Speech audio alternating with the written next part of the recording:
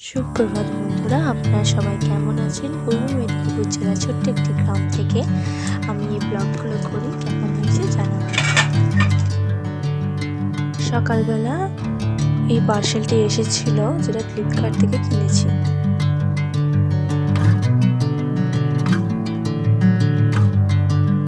দুপুরে লাঞ্চের মেনু ছিল আলু মাখা, টক ডাল ও চিংড়ি মাছের তরকারি।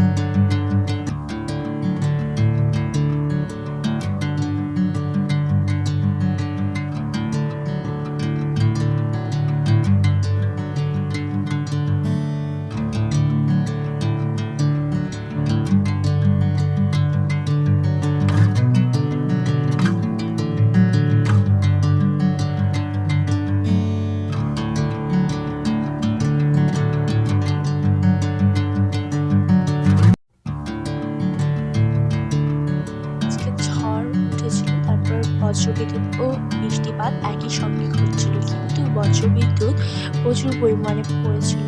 তার ফলে আমাদের বাড়িতে একটা বজ্রবিদ্যুৎ এসে পড়ে এবং তার ফলে আমাদের বাড়িতে এতটাই পরিমাণে ক্ষয়ক্ষতি হয়েছে, সুইচের বোর্ড, কারেন্ট সব ভেঙে গিয়েছিল। এখন বন্ধুরা সেই দুর্ঘটনার কিছু ক্লিপ আপনাদের সঙ্গে শেয়ার করলাম।